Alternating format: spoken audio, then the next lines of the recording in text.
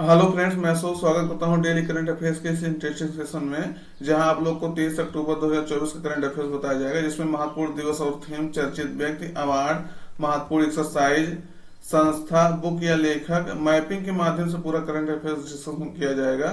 हर current affairs का आपका strategy के बताया जाएगा। तो वीडियो लास्ट तक देखिएगा। कई सारे क्वेश्चन जो है आपको नए मिलने वाले हैं और कई सारे डाउट आपके क्लियर होने वाले हैं। तो शुरुआत करते हैं आज के इम्पोर्टेंट डेज के साथ। आज जो है इंटरनेशनल स्नो लेपर्ड डे मनाया जा रहा है। तो इम्पोर्टेंट हो जाता है, विश्व हिम तेंदुआ दिवस मनाया जा रहा है। तो ये देखिएगा, विश्व हिम तेंदुआ दिवस कब मनाया जाता है? 23 सितंबर को वर्ल्ड स्नो लेपर्ड डे मनाया जाता है। तो इम्पोर्टेंट हो जाता है। ये क्यों मनाया जाता है? तो हिमालय के अन्य वन्य जीवों और तेंदुओं की सुरक्षा और संरक्षण के लिए हर साल जो है 23 अक्टूबर को विश्व हिम तेंदुआ दिवस मनाया जाता है। तो ये क्यों मनाया जाता है? जो 2013 था, 2013 में 12 देशों के राजनीतिक नेताओं ने हिम तेंदुओं के संरक्षण पर जो बिस्केक घोषणा, इंपॉर्टेंट हो जाता है, ये पूछा जा सकता है। बिस्केक घोषणा 2013 में हुआ था। 12 देशों के राजनीतिक नेताओं ने जो है हिम तेंदुओं के संरक्षण के लिए ये घोषणा किया था, बिस्केक घोषणा। उसी के समर्थन के लिए, उसी को याद करने के लिए यह दिवस जो है प्रत्येक वर्ष 23 अक्टूबर को मनाया जाता है। तो इम्पोर्टेंट हो जाता है विश्व हिम तेंदुआ दिवस। क्वेश्चन इंपॉर्टेंट है, पूछा जा सकता है, पूछा गया है क्वेश्चन। और ये आपको याद रखना कि जो स्नो लेपर्ड होता है, ये लद्दाख का जो है, लद्दाख का राजकीय पशु है। इसको याद रखिएगा, ये भी क्वेश्चन पूछा गया है। तो लद्दाख का राजकीय पशु है। देखिएगा, अगला क्वेश्चन है कि चर्चा में रही उड़ान योजना, यानी उड़े देश का आम नागरिक योजना कब शुरू की गई थी? तो अभी हाल ही में इसके अपने जो है कई वर्ष पूरे के बता रहे हैं, क्योंकि जो है इसको पढ़ाने के पहले नहीं बताया जाता है। अभी बता रहे हैं कब इसको लॉन्च किया गया था। तो इसको विकल्प में देखिएगा 2016, 2015, 2017, 2018। तो सही उत्तर आपका रहेगा 2016। इंपॉर्टेंट हो जाता है, 21 अक्टूबर 2016 को जो है ये लॉन्च किया गया है। तो अभी इसको जो है, इसका 8 वर्ष जो है पूरा हुआ है। तो अभी 8 वर्ष बता देते तो 24 और में से 8 घटा लेते तो 16 हो जाता, इसलिए नहीं बताया जा रहा था। तो 21 अक्टूबर 2016 को ये लॉन्च किया गया था। तो इम्पोर्टेंट हो जाता है। ऐसे क्वेश्चन पूछा गया है कि अभी हाल ही में इसके 25 वर्ष पूरे हुए हैं, तो ये कब लॉन्च किया गया, ऐसे क्वेश्चन पूछा गया। अब बताइए, अब आप उसमें से 25 वर्ष घटा लीजिए। हालांकि उसमें जो है मंथ भी दिया रहता है, अक्टूबर, सितंबर, फरवरी, जनवरी। तो हालांकि थोड़ा इसीलिए कठिन होता है, लेकिन तो यार थोड़ा सा मतलब आपको ये आइडिया लग जाएगा कि अगर 8 वर्ष पूरा हो रहा तो 2016 में इसको लॉन्च किया गया था। तो इम्पोर्टेंट हो जाता है, इसके बारे में डिटेल्स देख लीजिए कि उड़ान योजना जो है 21 अक्टूबर 2016 को लॉन्च किया गया था। उद्देश्य इसका था कि भारत के जो छोटे कस्बे हैं और जो ग्रामीण क्षेत्र हैं, उनको जो है हवाई यात्रा से जोड़ना है। इंपॉर्टेंट हो जाता है। आप सब जानते होंगे कि पहले कुछ समय पहले जो है लोग हवाई यात्रा नहीं करते थे। गांव के लोग तो जल्दी बैठते ही नहीं थे, और छोटे कस्बों के लोग, सिर्फ ये शहरों के लोग जो है, जो बड़े वैसे हैं, उद्योगपति हैं या कोई बड़े अधिकारी हैं, वही सब बैठते थे। लेकिन जो है जब से ये योजना शुरू हुआ था, तब से ये कहा गया कि मतलब हवाई चप्पल पहनने वाला हवाई यात्रा भी करेगा। तो इसलिए जो है ये काफी जो है मतलब अच्छा स्कीम साबित हुआ था। लेकिन पहले शुरुआत में किराया कुछ सस्ता था, लेकिन अभी वर्तमान में देखेंगे तो किराया का जो सरकार का कंट्रोल था, वो कंट्रोल हट गया है। अपने तरीके से वो लोग जो है किराया मनमाने तरीके से लगाते हैं। तो जब मौसम आता है तो किराया का भी जो है, मतलब जैसे मान लीजिए मुंबई से लखनऊ हो गया, मुंबई से जो है कहीं और इधर दिल्ली हो गया, तो लगभग 8 से 10 हजार रुपया किराया जो है आपको पे करना पड़ता है। और कभी कभी 20 हजार 22 हजार रुपया भी किराया पहुंच जाता है। तो इसीलिए ये योजना जो कहा गया था कि हवाई चप्पल पहनने वाला हवाई जो है यात्रा करेगा, तो हवाई चप्पल पहनने वालों के लिए 20 हजार 22 हजार देना थोड़ा कठिन है। पहले सरकार का जब इसमें नियंत्रण था तो ये सस्ता रहता था, लगभग 4,000 3500 का वो रहता था। लेकिन अब जो है थोड़ा सा मतलब उसमें डिस्टर्ब हुआ है किराए में। तो इसका शुरुआत जो है 21 अक्टूबर 2016 को 10 वर्षों के लिए किया गया था। तो इम्पोर्टेंट हो जाता है कितने वर्षों के लिए? 10 वर्षों के लिए। कब तक? 2026 तक का जो है ये शुरू रहेगा। तो 2026 तक का इसका लक्ष्य है कि 2026 तक 1000 एयर रूट और 220 हवाई अड्डों का जो है विस्तार करना है।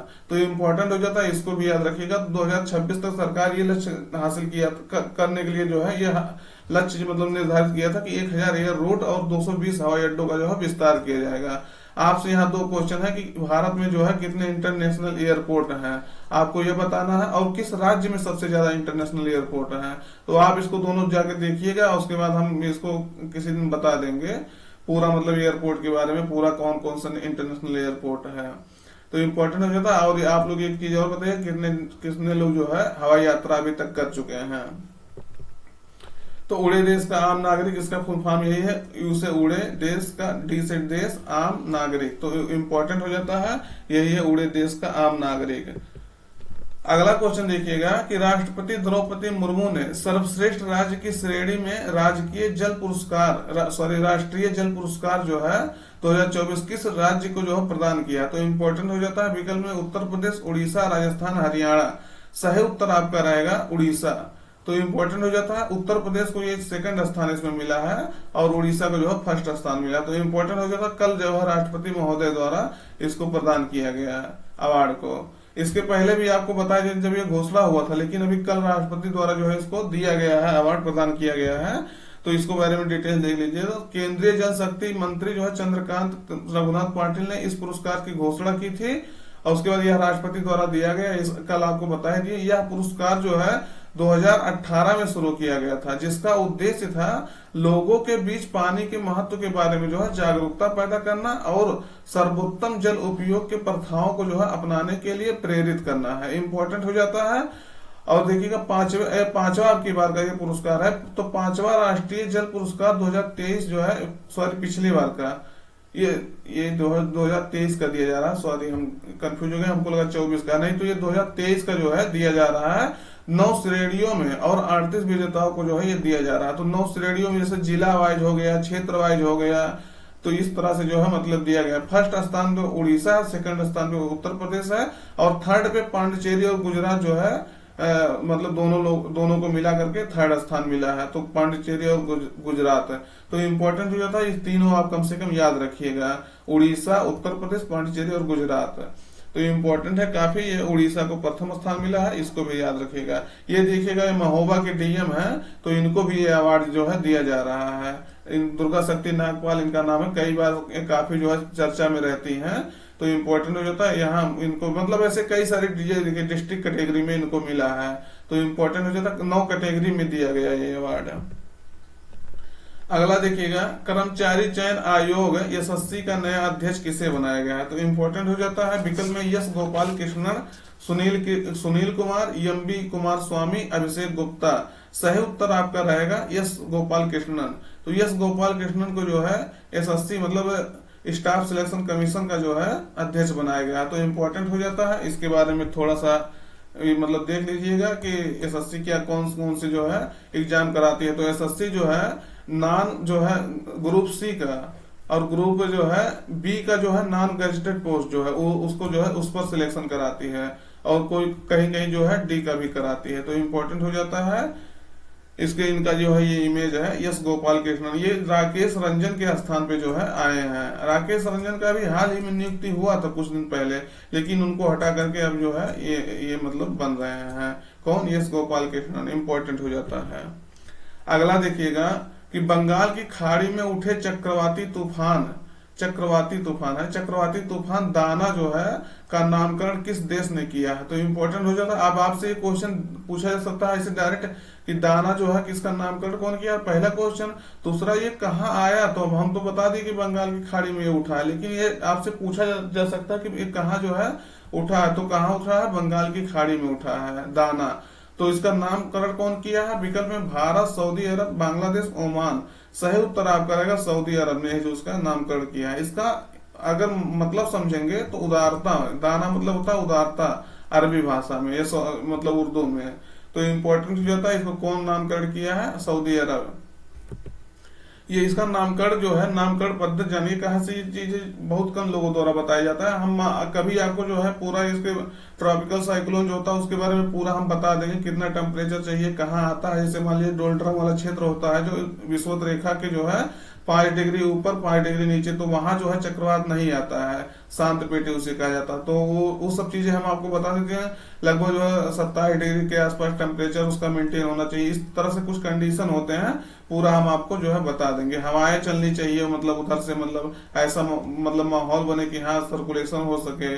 तो कुछ कंडीशन है, कभी मतलब हम आपको इसमें बता देंगे। लेकिन आज नामकरण वाला देख लीजिए, क्योंकि जो है नामकरण से संबंधित जो है चीजें जल्दी कोई बताता नहीं है। तो विश्व मौसम विज्ञान संगठन जो है WMO, और जो है यूनिस्केप होता है, इसका फुल फॉर्म होता है United nation economic social commission for Asia and Pacific. Asia and Pacific के तहत जो है एक विशेष समिति बनाई गई है कि उसका नामकरण जो है किया जाता है। इस समिति में देखेंगे, क्षेत्रीय समिति में हिंद महासागर क्षेत्र से जो है सटे हुए लगभग 13 देश हैं, लगभग नहीं पूरा 13 देश हैं इसमें शामिल, जो इसका नामकरण करते हैं। जैसे भारत हो गया, पाकिस्तान हो गया, बांग्लादेश हो गया, म्यांमार हो गया, मालदीव हो गया, श्रीलंका, थाईलैंड, ओमान, यमन, सऊदी अरब, संयुक्त अरब अमीरात, ईरान और कतर। अब आपसे यहाँ क्वेश्चन पूछा जाता है कि इस नामकरण में कौन सा देश शामिल नहीं है, और या तो ऐसे डायरेक्ट पूछा जाता है कि कितने देश नामकरण में शामिल है इस चक्रवात के नामकरण में। तो 13 देशों की एक समिति बनती है, उस समिति द्वारा जो रिकमेंड किया जाता है उसके बाद जो है ये जो है WMO और यूनिस्केप के तहत जो है ये मतलब नाम दिया जाता है। तो इम्पोर्टेंट हो जाता है। और नाम जो है ऐसा होना चाहिए जैसे किसी धार्मिक नाम नहीं होना चाहिए कि हाँ जो विवादित नाम हो, कोई देश दे रहा तो जो उस पर विवाद खड़ा हो, कोई ऐसा नाम हो जो मतलब कहने मतलब कोई भी नाम जो है विवादित नहीं होना चाहिए।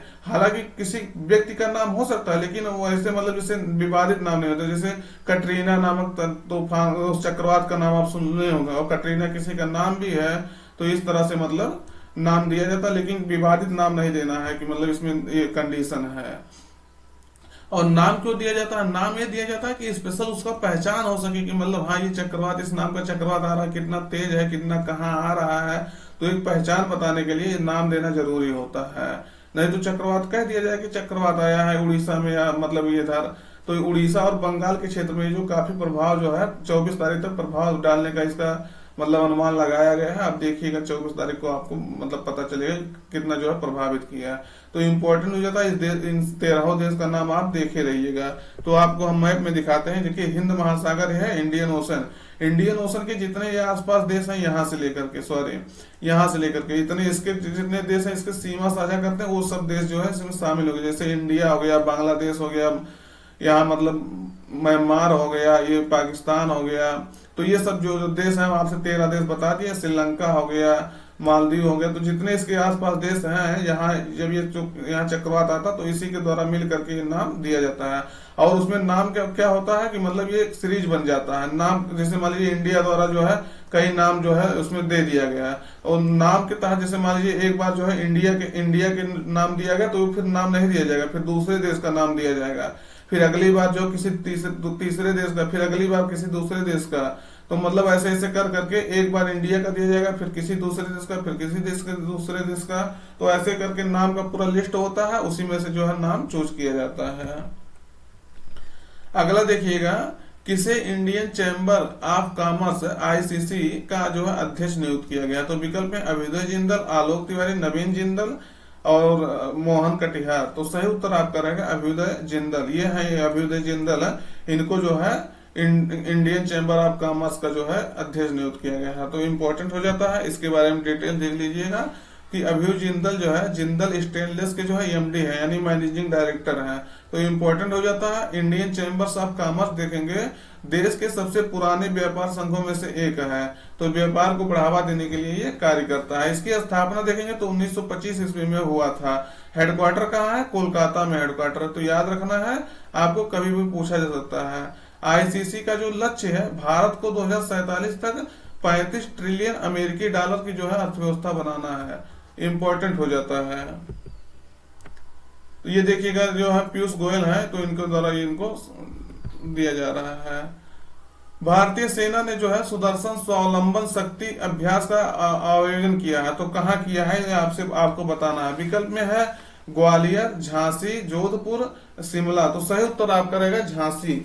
झांसी के जो है बबीना, या ये डिटेल्स है आपका, झांसी का जो बबीना फील्ड फायरिंग रेंज है वहां इसको जो है घोषणा किया गया, मतलब ये आयोजित किया गया है, अभ्यास को आयोजित किया गया है। उसका उद्देश्य क्या है? नई और उन्नत तकनीकों का उपयोग करके सेना की युद्ध क्षमताओं में जो है सुधार करना। तो इम्पोर्टेंट हो जाता है, ये इसका तकनीकों का मतलब ये इसका उद्देश्य है। अगला क्वेश्चन देखिएगा, हाल ही में जारी आर्थिक स्वतंत्रता रिपोर्ट यानी जो है रिपोर्ट 2024 के अनुसार पहला स्थान किस देश को मिला है? तो किस देश को मिला है? यानी इसमें इकोनॉमिक फ्रीडम रिपोर्ट में तो पहला स्थान किस देश को मिला है? विकल्प में है सिंगापुर, हांगकांग, स्विट्जरलैंड, मॉरिशस। सही उत्तर आपका रहेगा हांगकांग।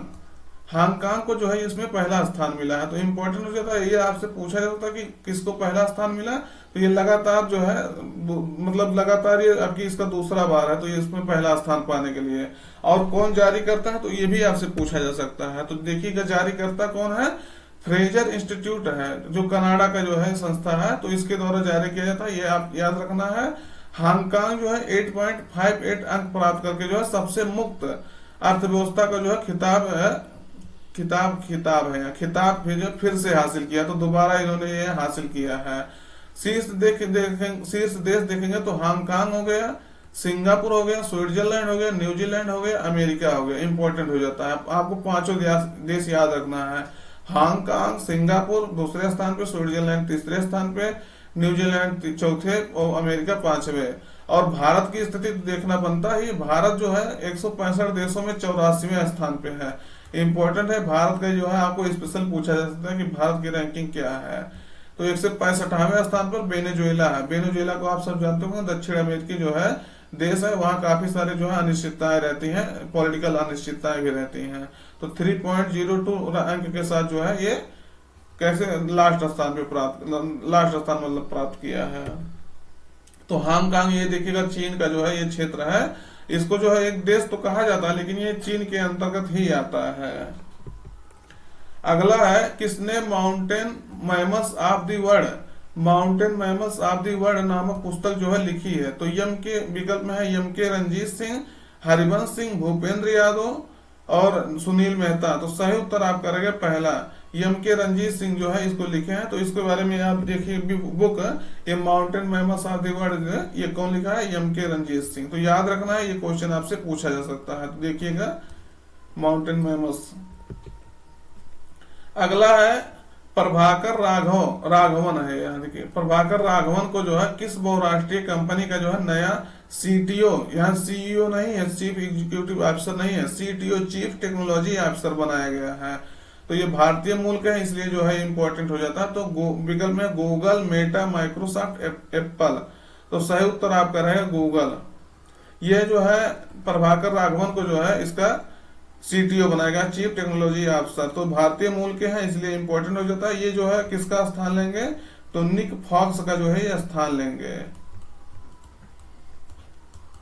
गूगल के जो है सीईओ कौन है? सुंदर पिचाई है, आपको याद रखना है। ये देखिएगा सुंदर पिचाई गूगल के सीईओ हैं, और इनको जो है गूगल का सीटीओ बनाया गया है, चीफ टेक्नोलॉजी ऑफिसर किसको बनाया गया है?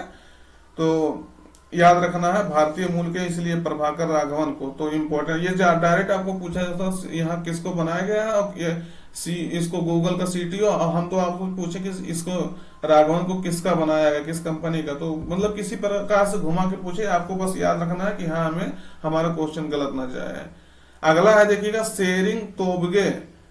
शेरिंग तोब्गे किस देश के जो है प्रधानमंत्री हैं जो भारत के आधिकारिक यात्रा पर आए हैं? तो इम्पोर्टेंट हो जाता है किस देश के हैं प्रधानमंत्री? विकल्प में भूटान, थाईलैंड, मलेशिया, इंडोनेशिया। सही उत्तर आपका रहेगा भूटान। भूटान की राजधानी क्या है? थिम्पू। इंपॉर्टेंट हो जाता है, ये जो है एनडीटीवी का वर्ल्ड समिट चल रहा था, उसमें भी भारत का जो है बहुत बड़ाई किए हैं, हम सुन रहे थे इनका बारे में। तो ये इंपॉर्टेंट हो जाता है, शेरिंग तोब्गे को याद रखना है। जो है भारत का जो है एक भारत से सटा हुआ एक देश है, तो भारत के काफी मतलब पक्ष में रहता है। बीच में काफी सारे न्यूज ये आया था कि चीन की गोद में जा रहा, लेकिन तो ऐसा भी कुछ नहीं है। तो एनडीटीवी का वर्ल्ड समिट हो रहा था, तो उसमें भी ये कहे प्रधानमंत्री मोदी के बारे में कि अगर जो है यूक्रेन और रूस का युद्ध अगर मतलब कोई समाप्त कर सकता है तो प्रधानमंत्री मोदी है। तो वहां काफी सारा उनका प्रशंसा कर रहे थे। तो इम्पोर्टेंट हो जाता है, ये कौन है? शेरिंग तोब्गे। ये है देखिएगा शेरिंग तोब्गे, और मोदी के साथ जो है बैठक कर रहे हैं। तो आज का सेशन यहीं तक रखते हैं। मतलब सेशन कैसा लगा कमेंट करके जरूर बताइएगा, और जो है कमेंट करके जो क्वेश्चन पूछते हैं उसको बताया करिए। अगर सेशन में पहली बार देख रहे हैं सेशन को, तो चैनल को जरूर सब्सक्राइब कर लीजिए और दोस्तों तक अपने शेयर कर दीजिएगा। फिर मिलते हैं नए सेशन में। Till then take care.